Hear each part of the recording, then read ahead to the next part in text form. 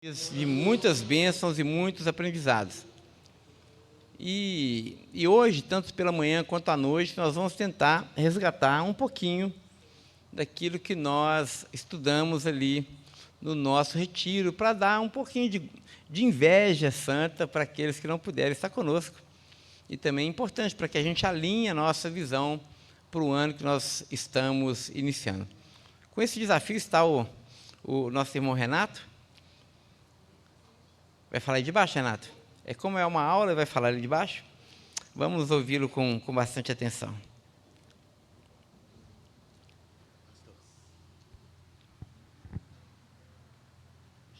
Amém. Bom dia, irmãos. Graça e paz de Jesus a todos. Amém?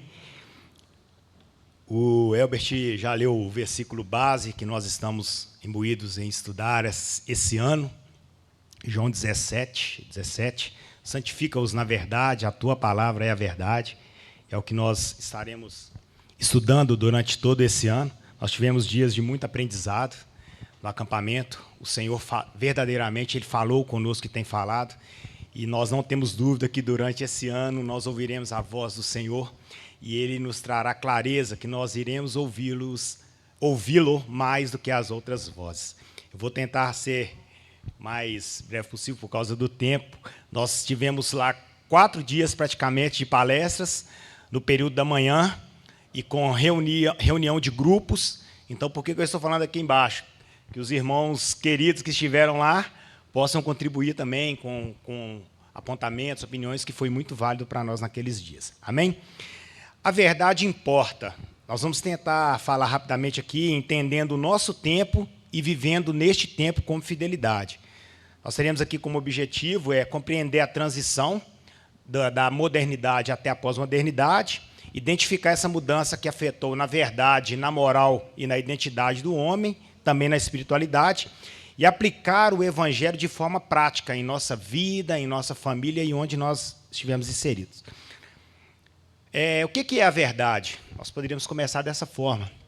Pergunta que sempre é feita. O pastor citou que salvo engano, mais de 6 bilhões, 8 bilhões de pessoas fizeram essa pergunta nas redes sociais. A verdade, ela depende do que eu sinto? É algo que pode ser verdadeiro mesmo quando eu não goste? Existe certo e errado absolutos? Nós estamos vivendo em um cenário que sempre quando vamos conversar com alguém, nós ouvimos assim: essa é a sua verdade. É verdade? Interessante, como exemplo, se um aluno acha que merece nota alta, mas ele não estudou, a percepção dele altera o resultado? Se um motorista acha que está na contramão certa, a opinião dele vai impedir algum acidente? Nós entendemos que a realidade, nós aprendemos que a realidade ela não depende da nossa percepção. A nossa percepção ela pode variar. E o problema disso é que, tanto na esfera moral quanto na esfera espiritual, hoje nós passamos a tratar o nosso sentimento como critério final para a definição do que é certo e do que é errado. Hoje, muitas pessoas, e até mesmo nós, passamos a usar o que nós sentimos, os nossos desejos, os nossos anseios, como ponto principal para decidir o que é certo e o que é errado. Nós estamos aqui diante de um período, voltando um pouquinho, na Idade Média, que tem Deus como ponto de partida, né? Então, com base nos pensadores Tomás de Aquino e Agostinho de Hipona, Deus criou o mundo, Deus sustenta o mundo, Deus dá sentido ao mundo e Deus revela a verdade. Então, naquela época, não era a pergunta central era o que eu penso, não o que eu penso, mas o que Deus revelou. E como que isso funciona na prática? Por exemplo, na ciência, nós estudamos a natureza, que era estudar a obra de Deus. A criação ali era vista como ordenada por Deus, porque Deus é racional. Um exemplo, se o universo tem leis, é porque existe um legislador, e esse legislador é Deus. Na moral, o certo e o errado não eram decididos por votação ou então por sentimentos. Eles eram entendidos como reflexo do caráter de Deus. Por exemplo, mentir era errado não porque a sociedade definiu, mas porque faz parte da natureza divina não mentir. E na identidade, por exemplo, o ser humano ele não se autodefinia.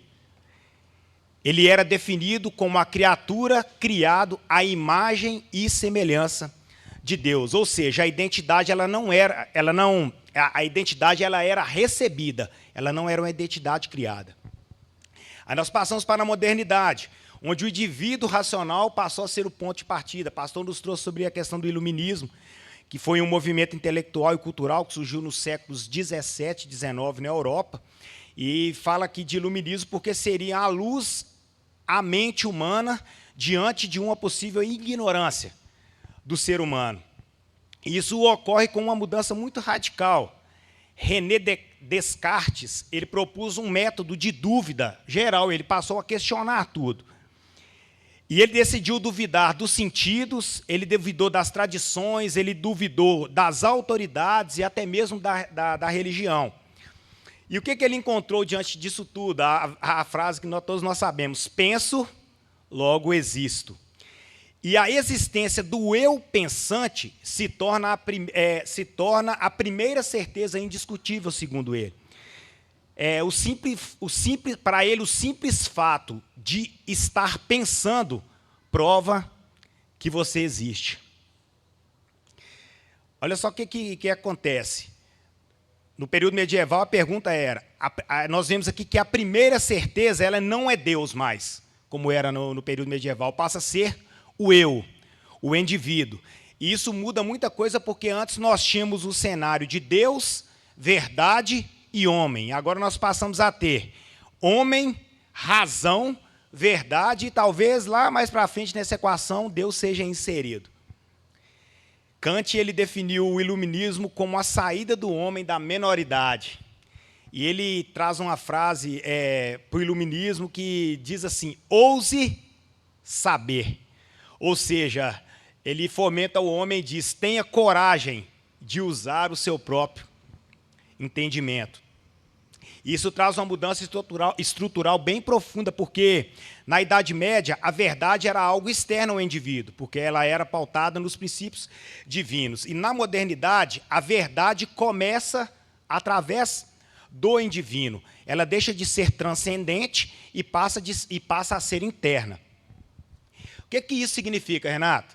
Isso significa que a tradição ela perde autoridade, significa que a igreja perde autoridade, significa que a revelação divina perde autoridade. E, em contrapartida, a razão individual ganha uma autoridade exponencial. Ou seja, cresce de forma rápida e acelerada a razão individual do homem. E isso gera algumas consequências. A primeira consequência é a autonomia do homem. O homem passa a se ver como um ser autônomo. Eu não dependo de ninguém. Eu mesmo vou ditar as regras da minha vida. Ele não recebe mais normas nenhuma. Ele mesmo cria as normas que ele entende que são benéficas a si. Outra situação que ocorre é a separação entre a fé e o conhecimento. A fé passa a ser vista como algo privado. Antes, todos viviam dentro de uma sociedade cristã. As leis, a moral e a cultura eram baseadas na fé.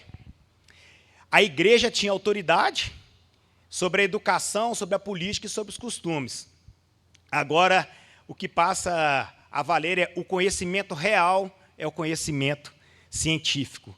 Ou seja, Deus deixa de ser necessário para a explicação do mundo. É como se nós pegássemos um quebra-cabeça. Vamos montar um quebra-cabeça. E, geralmente, quando eu pego quebra-cabeça, tem a imagem ali que vai nortear aquilo que eu vou fazer. E nessa imagem nós temos ali Deus. Então eu olho para aquela imagem, a partir daquela imagem, eu vou montar o quebra-cabeça. O que o homem faz na modernidade? Ele tira essa imagem. Então ele usa a si como peça principal que vai nortear a montagem do quebra-cabeça. a peça central passa a ser o indivíduo. Olha só que interessante. Antes a pergunta era, qual que é a vontade de Deus? Aí a pergunta passa a ser, o que faz sentido para mim? Nós tiramos Deus da equação e começamos a perguntar, o que faz sentido para mim? E essa é a raiz dessa transformação que futuramente vai desembocar lá na pós-modernidade. Falando um pouco da pós-modernidade, nós vamos falar aqui da pós-modernidade como o sentimento de autoridade dentro da pós-modernidade. Jean-François Lyotard, estou certo, pastor? Ele disse que, ele afirmou que não existem grandes narrativas universais. Ele diz que na pós-modernidade as pessoas perderam a confiança nessas grandes explicações universais. O que ele diz? Que não existe uma única história que explique tudo, que não existe uma verdade universal, válida para todas as pessoas, e que cada grupo constrói a sua própria narrativa. E em vez de uma grande história comum, nós passamos a ter muitas histórias pequenas e locais. É o que o pastor falou muito bem lá sobre a fragmentação, né? E o que isso significa, Renato, na prática? Que não existe uma verdade absoluta que organize toda a sociedade, isso é o que ele defende, que nenhuma religião pode afirmar ser universalmente verdadeira, nenhuma ideologia pode dizer que explica completamente a realidade, e a experiência individual passa a valer muito mais do que os sistemas globais. Então, nós vemos aqui que Nietzsche é um filósofo alemão, ele é conhecido como o filósofo do martelo. Aí eu fui pesquisar como filósofo do martelo, porque, dentre outras situações, o martelo é usado para quebrar. E uma das coisas que ele usa aqui para quebrar são os princípios da fé cristã, trazendo para o nosso contexto aqui. E ele fala que Deus morre. E quando Deus morre, o que acontece? A moral vira construção cultural.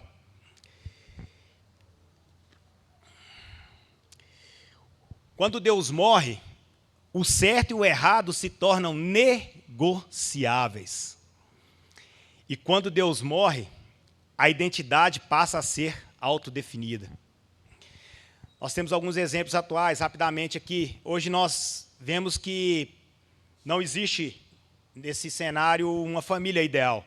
Nós temos famílias monoparentais, pai, filho, mãe vivendo sozinhos. Nós temos famílias homoafetivas, nós temos famílias recompostas, e nós temos pessoas que criam os filhos com amigos ou comunidades sem um casamento formal. A pós-modernidade, ela entende que o valor de uma família está no amor, no cuidado e na convivência. Tira de cena que a forma ou a estrutura familiar básica. Em suma, família é o que cada grupo define como família. É isso que nós vemos, né, irmãos? Outro ponto é que não existe uma natureza humana fixa. Não há um modelo único de comportamento ou identidade humana que seja natural e imutável. Por exemplo, personalidade e valores. Uma pessoa pode adotar diferentes valores, diferentes crenças ou estilos de vida conforme cresce ou muda de contexto. Não existe uma definição foco, existe essa flexibilização diária aí da pessoa. Uma frase, para resumir isso, diz assim: cada pessoa é quem ela decide ser, e isso pode mudar com o tempo. Nós vemos isso de uma forma muito evidente no nosso cenário atual. E o último é: cada um cria sua própria moral. Não existe um conjunto de regras morais universais. Cada indivíduo decide o que é certo, o que é errado. Nós podemos ver como exemplo, às vezes, no trabalho. Às vezes uma pessoa entende, eu vou mentir para manter o meu emprego. Isso não tem problema nenhum. Nós temos pessoas que às vezes ela vai falar assim, opa, isso é imoral, eu não vou mentir. Eu prefiro correr o risco de ser penalizado a mentir. Então nós vivemos diante desse cenário. A pós-modernidade, ela prioriza o sentimento pessoal como critério de moralidade. O que é certo para alguém pode não ser certo para outro. Como nós já ouvimos muitas vezes aqui o pastor trazer, se eu sinto, então é verdade. É isso que a pós-modernidade traz. Isso. E aí vivemos com esse cenário, o pastor trouxe muitos fatores da fragmentação do mundo, eu quero falar de dois rapidamente aqui, que é a política como identidade, onde o pastor nos trouxe que discordar hoje virou atacar a identidade do outro, né? E isso tem trazido um prejuízo muito grande para a nossa sociedade, onde nós vemos famílias destruídas, nós temos amizades destruídas e, principalmente, igrejas divididas, porque a política hoje ela passou a ser uma identidade. Bauman descreveu isso como uma modernidade líquida. Ele diz assim que nada é fixo, tudo é provisório. No campo afetivo, nós vemos hoje relacionamentos descartáveis. Eu tenho essa amizade. Pisou no meu calo, tchau, vai com Deus, não serve mais. O compromisso é visto como prisão. Eu vou casar para quê? Vou casar para eu perder minha liberdade? Não quero, não. E o próprio casamento é tratado como contrato temporário. Eu vi uma reportagem ontem de uma mulher valorizando a ação judicial onde ela chegou e, em menos de 1 hora, ela divorciou e casou novamente. Eu falei, como assim? Ela divorciou e casou novamente. Então, muito rápido, tudo é provisório, né?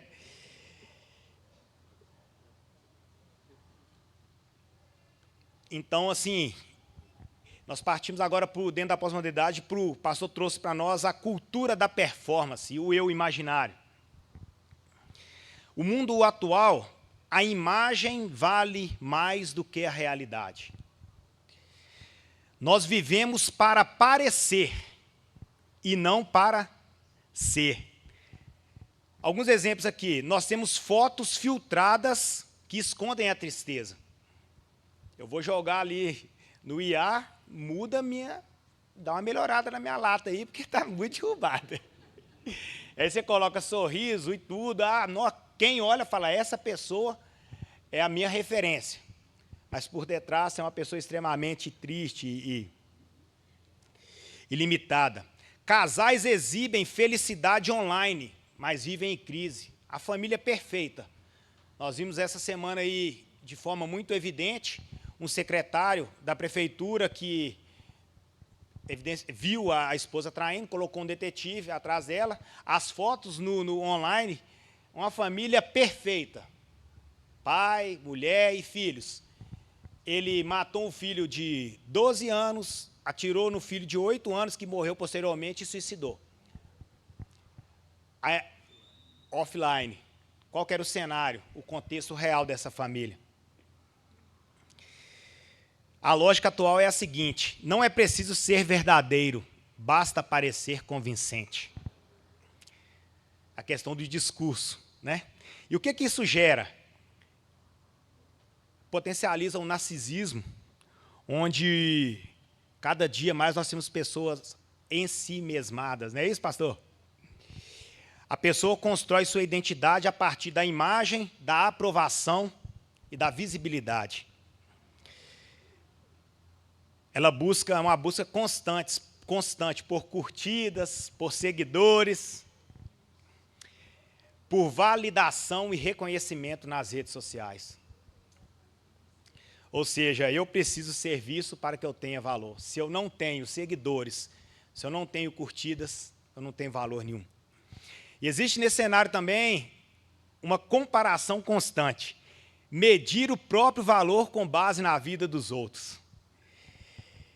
Nós comparamos o nosso corpo com o outro. Eu não posso comparar com o pastor, não. O pastor está forte, olha lá. O pastor malha. Comparamos a carreira, o casamento, conquistas, tudo isso. Nós vemos com base da comparação. Pensamos assim, às vezes, eu só sei quem eu sou quando me comparo com alguém. Então, o outro passa a ser base de referência para nós. O que isso tem gerado? A ansiedade, que é a preocupação excessiva com o futuro, desempenho e aceitação social. Muitas pessoas, e até mesmo nós temos medo de não alcançar o sucesso, nós temos medo de não sermos aceitos nos ciclos sociais, e nós temos medo de não corresponder às expectativas. Ontem, uma colega de trabalho, ela falou que a filha dela estava com problema, dando algumas feridas na cabeça, ela levou a filha dela na escola, no médico. O médico falou assim, ansiedade, ela tem sido oprimida pela escola para manter o nome, tiraram a nota elevada. E isso tem causado um problema emocional nela. E a mãe está nesse cenário de equilíbrio. Precisa estudar, não, você tem que fazer o Enem, você tem que passar, você tem que tirar a nota alta, não, vem fazer os testes. Essa é a opressão que ela tem vivido. E isso vai desencadear no ponto mais grave, que é a depressão, onde é uma sensação de profundo vazio, né? E uma perda de sentido e um desânimo total com tudo e com todos. E nessa fase, mesmo tendo conquistas externas, a pessoa sente que nada é suficiente ou significativo. Nada vai conseguir preencher o vazio que ela tem na alma. A pessoa pensa muitas vezes assim, nada parece ter propósito. E às vezes nós pensamos que essa conquista externa vai suprir isso, e nós podemos dizer que muitas vezes não.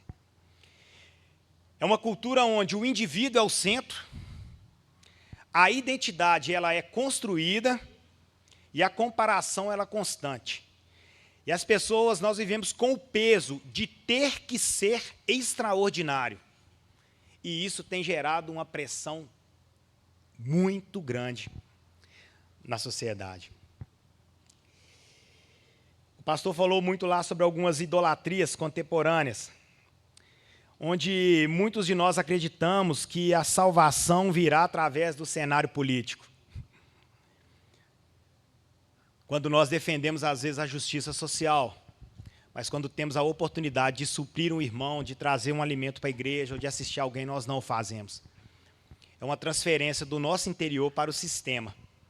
Em vez de confiar na mudança do coração, nas atitudes e nos valores pessoais, nós passamos a confiar que o governo, o homem ou o poder resolverão todas as coisas.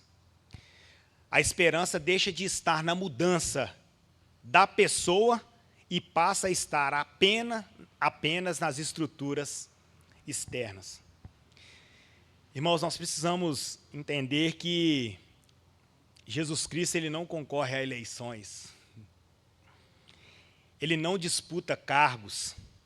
Ele não depende de maioria parlamentar. E ele não governa por pesquisa de opinião. Acima de tudo, ele não é mais uma opção no cardápio ideológico. Jesus Cristo, ele é rei. A afirmação cristã não é política, mas ela é soberana. Jesus não é apresentado nas Escrituras como reformador social apenas, mas como rei. E o que ser rei significa? Autoridade suprema, governo definitivo e um senhor sobre todas as áreas da minha e da sua vida, inclusive na política. Queridos, enquanto candidatos prometem mudanças externas, Jesus Cristo, ele anuncia a transformação do nosso interior. A política pode sim melhorar as estruturas, mas somente Cristo, o pastor Tiago colocou, quando nós somos enxertados, não é verdade, pastor Tiago? Pode transformar os nossos corações. Aí nós podemos pensar outro cenário, que é a espiritualidade soft. É uma espiritualidade leve, lenta, macia, branda, personalizada e sem compromisso algum com a doutrina. Nós vemos nesse cenário um Deus que não confronta, um Deus que não corrige e um Deus que apenas conforta. Às vezes agimos da seguinte forma, queridos. Se não gostei da pregação, procura outra igreja. Eu só vou à igreja o dia que eu me sentir bem. O dia que eu não estiver bem, eu não vou. Nós tratamos muitas vezes o culto como consumo religioso. Nós buscamos muitas vezes a satisfação pessoal e benefícios imediatos. Irmãos, a fé bíblica não é só sentimento ou crença individual. A fé bíblica, quando nós aprendemos em Efésios 6, no último capítulo, amar com fé. E isso envolve prática e envolve transformação. Como? Através do arrependimento. Reconhecer os erros e mudar de direção. Com uma comunidade real, viver a fé junto com outras pessoas. Precisamos viver em comunidade, não de forma isolada. E um confronto amoroso, onde nós corrigimos com amor, mas ao sermos corrigidos também recebemos isso com amor, visando assim o crescimento espiritual da comunidade. Resumindo, a fé bíblica é mudança de vida, vivida em comunidade, com responsabilidade e cuidado mútuo. É viver para Cristo e para o outro. Irmãos, nós precisamos ter muito cuidado, porque uma igreja imaginária produz cristãos imaginários.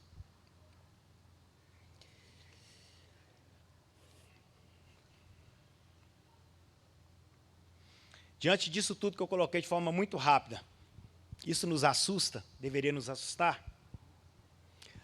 Aprendemos que não. Porque a nossa missão não é dominar a cultura, a nossa missão é sermos fiéis. Cristo disse em João 14,6, eu sou o caminho, eu sou a verdade, eu sou a vida. E o que Cristo quis dizer? O que significa dizer eu sou a verdade?